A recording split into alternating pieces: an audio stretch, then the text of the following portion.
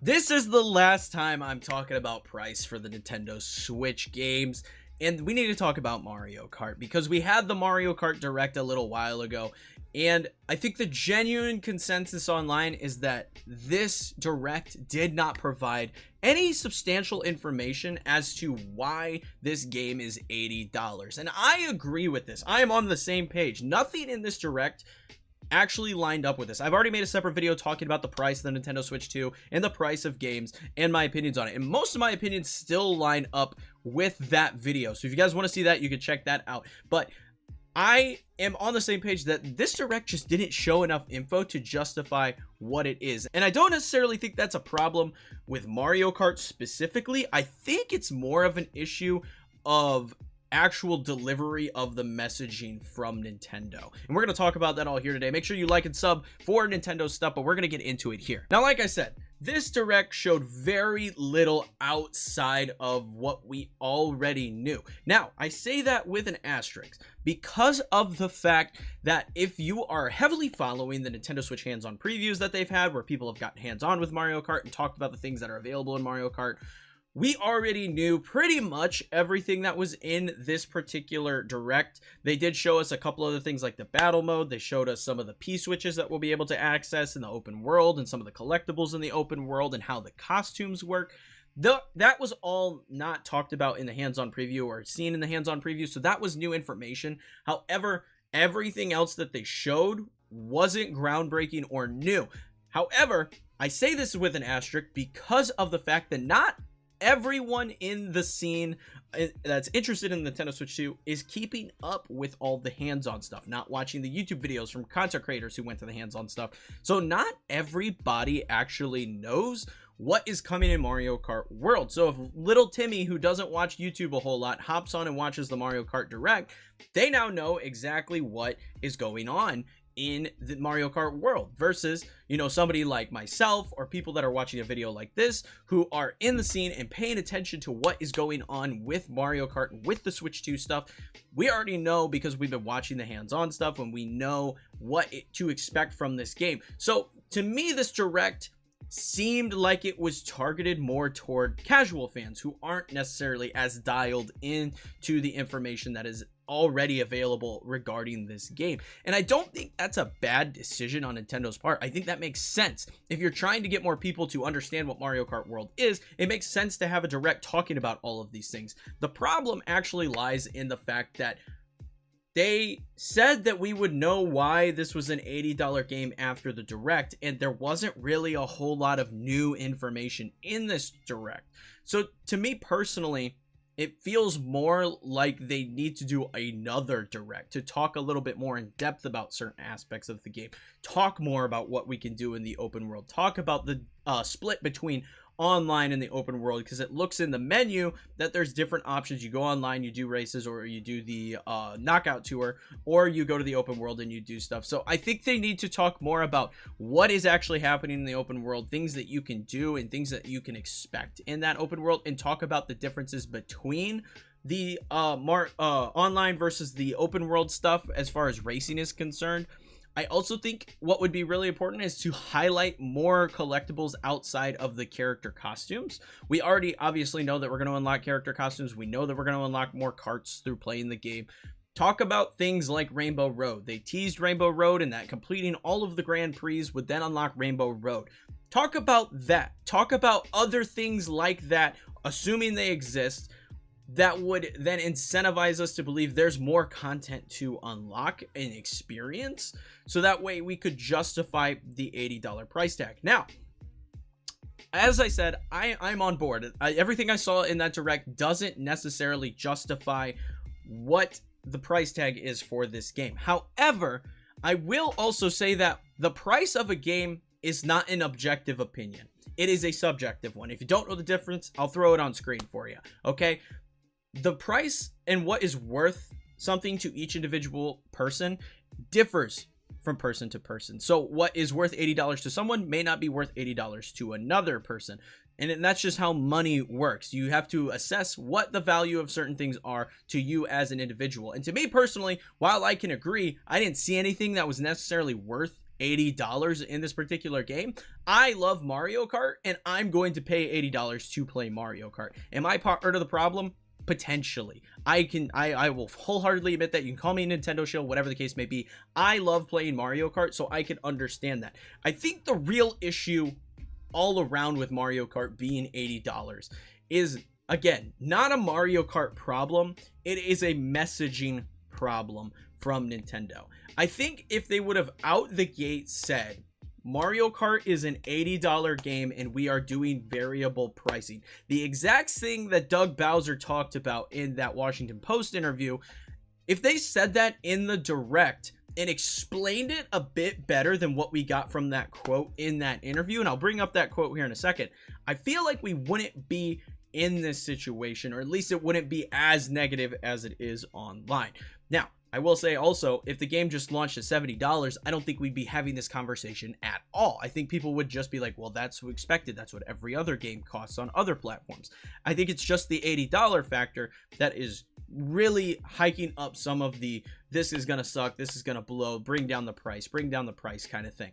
But let's talk about this quote. Now, I brought this quote up in a different video, and I've already talked about it a bit, but I kind of want to highlight it more based on some of the stuff that I'm hearing. So Doug Bowser said that we'll look at each game, really look at the development that's gone into the game, and the breadth and depth of gameplay, if you will, and the durability over time, and the repeatability of gameplay experiences. Those are all factors, and there's many more that go into consideration of what the right price point is for a game. So I think you can anticipate that there will be variable pricing.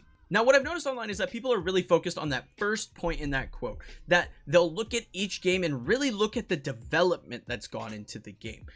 I think that's where people get into it and then they stop reading that quote, because that is not the only factor in play here.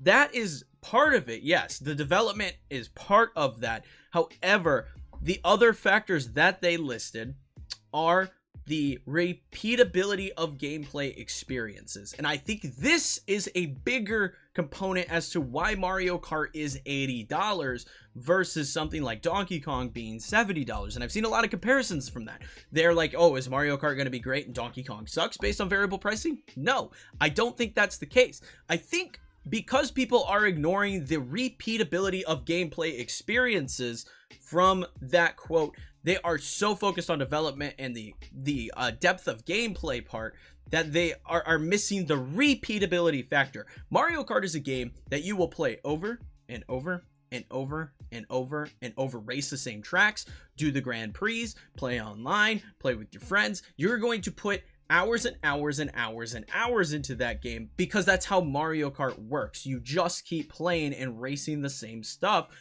over and over and over again. Like, I have like maybe 250 hours on Mario Kart 8 Deluxe. That is a lot of time versus something like Breath of the Wild. I put about 30 to 35 hours into Breath of the Wild, and I have not touched that game again since I beat it. That is the repeatability factor that they are highlighting, in my opinion. They are talking about how long people are going to sit and how much time they are going to put into an individual game compared to another game. So Donkey Kong is much like Mario Odyssey, much like Zelda. It is a story. You are going to go and explore that world. You're going to play through it. And many people, after they play through it, are never going to touch that title again. And that is the repeatability versus Mario Kart is something you will come back to time and time again and continue to play over time. There are people, I'm not discrediting, there are people that go back and replay games. I'm not saying there aren't people that replay games. The fact of the matter is that many people, and Nintendo has this information. They can see our gameplay data.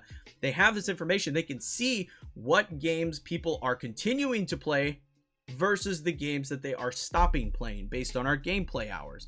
And because of that, I feel the repeatability is the heavy driving factor for the price of Mario Kart, because that game, Mario Kart 8 specifically on the Nintendo Switch, that game sold buku units. So many units were sold and people just continued playing Mario Kart for the entire life cycle of the Nintendo Switch. Now we're getting into the Switch 2 and they look at that data and they go, oh, people play a ton of Mario Kart. We are going to charge more because we are giving them so much time that they are enjoying the game, experiencing the game. That is the part of the variable pricing that I feel led to this $80 decision. I'm sure there were other variables in there as well, being that, you know, just the price of games in general. Maybe there's other stuff we don't know about Mario Kart yet. Again, that direct showed very little new information. Maybe there's other stuff that we just don't know about Mario Kart yet that could be coming later down the pipeline. Maybe they do another teaser trailer that shows more stuff off. We don't know. We don't know because all the demo stuff that we were able to get our hands on at the events are literally just that. They are just demos. They are a demo build of the game. They weren't having access to everything that game has, so there could be a lot more secrets that we are just unaware of at this time, and Nintendo's not sharing that information. We don't know. But again, I think it comes back to the repeatability factor for Mario Kart, that it is a game that you can play just a ton and like over and over and over again. That is going to be the big driving factor on that price. Now, I don't necessarily think that it makes a ton of sense to up that price from 70 to 80 personally, if they are not going to continue to update and support that game with free content. If they only do paid DLC, then I think that is a bit of an issue personally. But if they were to update this game, say every couple months we got, you know, a new Grand Prix, maybe a new character drop here and there, and then later down the line, maybe a year or two into the Switch lifecycle, they announced an expansion that maybe adds different locations, maybe a different open world area that focuses on, you know, Zelda, and then another location that focuses on Kirby, or like stuff like that, because they're kind of building this world idea. They could do different locations that really highlight different Nintendo properties that are like little islands surrounding the main map of Mario Kart World. I think that would be cool, but again, I don't necessarily think the $80 is a good call if they are charging us for a lot of extra stuff. I can understand charging us for like a Kirby location, a Zelda location, whatever the case may be, as a form of DLC. But if they are just charging for additional tracks and like Mario character drops, I think that's kind of a little shady in my opinion on how they'd be handling that particular information or release of content. I think there needs to be free content updates to justify the $80 price tag that there is for many people. Myself personally, like I said, you can call me a shill. I'm gonna buy this game regardless, because I like making content about Nintendo. I'm gonna talk about Nintendo. It's just, I think for the general audience and for goodwill with consumers, this is something that needs to happen from Nintendo. But I'm gonna cut the video here because I feel like I've been rambling a bit regarding this. Let me know in the comments below your thoughts and opinions on the pricing for Mario Kart 8. Do you think that Mario Kart 8 is simply not worth it, or do you think there's an issue with the delivery of the information and how people found out about the $80 versus Nintendo telling us directly? Do you think that is a bigger problem than the $80 itself? Let me know in the comments below. But that is it. Like I said, leave a like and subscribe for more Nintendo Switch stuff from me in the future. But until next time,